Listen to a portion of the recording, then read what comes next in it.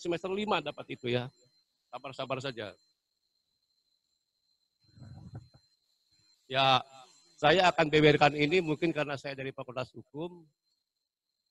Saya mencoba mencari bahasa-bahasa yang bisa diterima oleh semua yang mungkin dari Fakultas Hukum.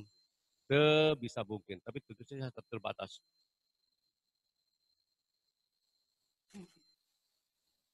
Jangan lupa lagi ketika misalkan leadership, tadi tentang masalah adalah sidik, amanah, patona, dan tablik itu, ada suatu insider enemy. Musuh di dalamnya selalu menyertai kita. Shadowing. Ya, enemy shadowing. Selalu membayang kita. Apa? Balik lagi, munafik. Nah, itu selalu ada itu. Dusta, ingkar janji, tidak hianat pada amanah. Jangan sampai demikian nanti ketika Anda memainkan politik di kampus. Ketika Anda berpolitik, ingat itu selalu lengket, banyak godaannya. Ya seperti tadi dikatakan oleh Bapak Ketua KPU, ngobrol di sana, masa kandidat ngobrol sama ini. Nah itu kan bisa munculkan fitnah.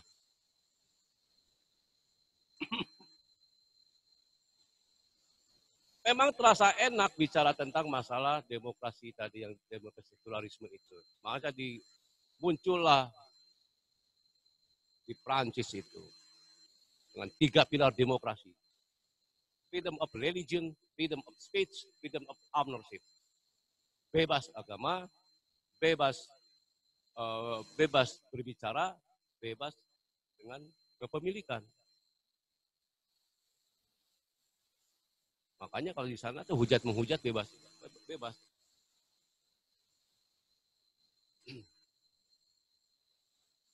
Selalu ingat bahwa kita ada di kampus. Tetap kita, walaupun kita menjalankan tadi homo politikon,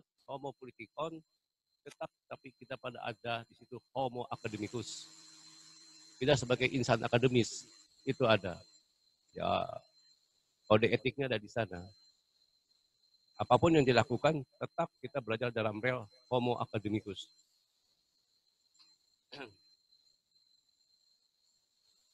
Ingin saya tanamkan lagi, karena tadi saya sudah katakan tentang dari asasnya adalah kemaslahatan. Maslahat ini sebetulnya saya cari konsepnya dengan padanannya dengan Inggris susah sekali, susah banget maslahat itu. Karena bisa utility, bisa juga kepentingan, bisa luas. Jadi beda dengan Bentham. Kalau Bentham utility terbatas, hanya kegunaan manfaatan. Maslahat tidak. Sebab di situ juga ada kebaikan. Nah, sedang dalilnya mengatakan bahwa pensyariatan, ya, tadi karena disinggung-singgungnya tentang masalah ada BEM ya Pak ya. Dewan Mahasiswa, dia kan ada berada di wilayah regulasi ya, legislation, membentuk undang-undang. Jadi kalau pakai asas itu, bahwa tindakan legislasi itu ujungnya adalah kemaslahatan tujuannya. Dalilnya itu. Karena di Islam dikatakan bahwa pensyariatan itu tujuannya adalah kemaslahatan. Harus diingat di situ. Jadi melebihi dari Bentham, melebihi dari Redcliffe, melebihi semua. Jadi sebetulnya orang Islam itu kalau lebih tinggi intelektualnya, lebih pintar dari mereka-mereka. Hanya sosialisasinya yang kurang. Sosialisasinya. Kalah kita di sosialisasi karena mereka punya teknik sosialisasinya, mereka pintar dalam marketingnya. Bagaimana mereka marketing idenya, memasarkan gagasannya itu mereka pintar. Karena kalau demokrasi yang dibentuk sekarang itu, ya kalau saya secara keilmuan itu dikatakan fikih lah. Ya karena di sana demokrasi ini, di saya demokrasi Pancasila, di sana demokrasi lain, berarti bukan sesuatu yang koti. Tidak. Bisa ditawar tergantung daripada konteks Nah, yang celakanya itu yang menerima tadi, seolah-olah demokrasi itu sebagai voting. Wah, itu repot itu. Padahal hanya di tataran fikih, di tataran keilmuan saja.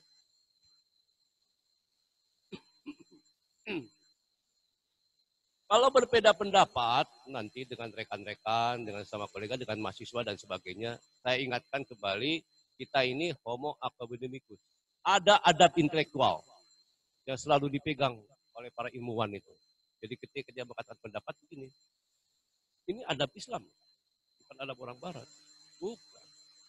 Cuman pernah digunakan oleh Einstein. Tapi sebetulnya dari Islam. Dia katakan kami benar,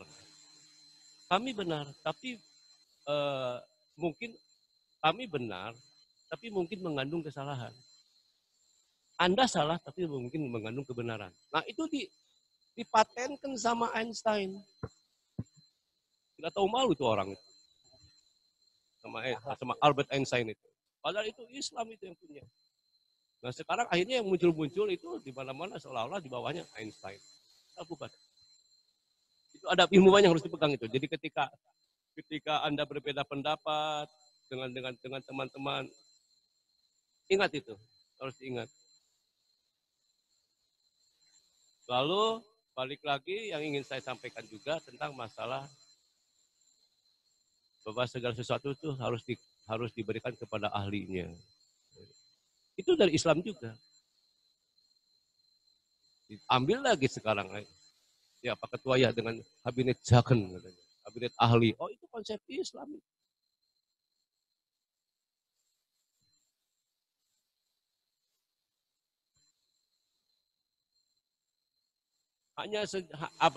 Mungkin hanya sampai di situ yang saya katakan, yang ingin saya sampaikan, karena saya hanya bicara di tingkat konseptual saja. Yang penting ketika berpikir dan berperilaku, ingat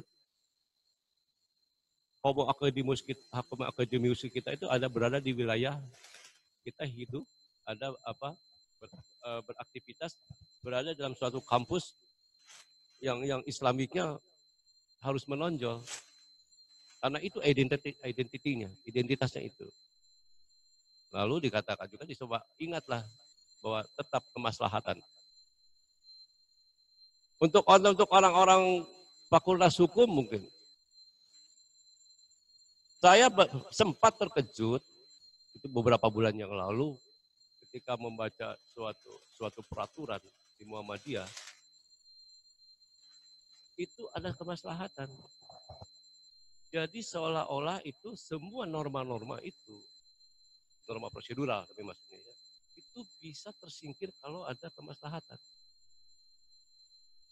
Nah, pada orang-orang legisme, orang-orang liberal mungkin bingung kok bisa begini, kok rontok kok seolah-olah konstitusi bisa rontok oleh kemaslahatan. Ingat filsafat tadi bahwa pensyariatan itu tujuannya adalah kemaslahatan. Jadi mungkin untuk mahasiswa S1 mungkin belum bisa itu. S2 juga blinger masih, S3 juga masih blinger itu. Belum sampai ke sana. Banyak masih yang belum sampai ke sana. Tapi mudah-mudahan Anda ini para mahasiswa ini praktekkan itu. Ingat kemaslahatan. Ketika Anda bertengkar itu berbeda pendapat dan ingat ujungnya adalah kemaslahatan. Mungkin itu untuk apa yang saya sampaikan dari saya.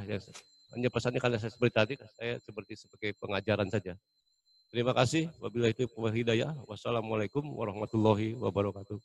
Waalaikumsalam warahmatullahi wabarakatuh. Terima kasih Bapak Dr. Teddy Asmara SHM Home yang sudah memberikan materinya. Artinya memang gini Pak, buat kalangan-kalangan milenial gitu ya. Kalau berbicara politik itu memang benar kata Pak Rektor, kadang politik itu ya sangat kotor, menjijikan karena yang dilihat, karena kita kan melihat apa yang kita lihat gitu ya. Media itu kan menampilkan gotok-gotokan gitu ya, bertengkar kayak gitu, saling menjatuhkan satu sama lain, menjatuhkan karakteristik personality gitu. Itu yang dilihat oleh kita kaum milenial gitu kalau kita melihat pemberitaan mungkin di media televisi ataupun apa. Jadi ketika wajar saja ketika memang politik didefinisikan ya itu sangat menjijikan, sangat kotor karena ujung-ujungnya adalah menjatuhkan orang lain atau menjatuhkan lawan. Nah, Makanya di sinilah bagaimana kita sebagai mahasiswa cerdas dalam memberikan edukasi bahwasanya politik itu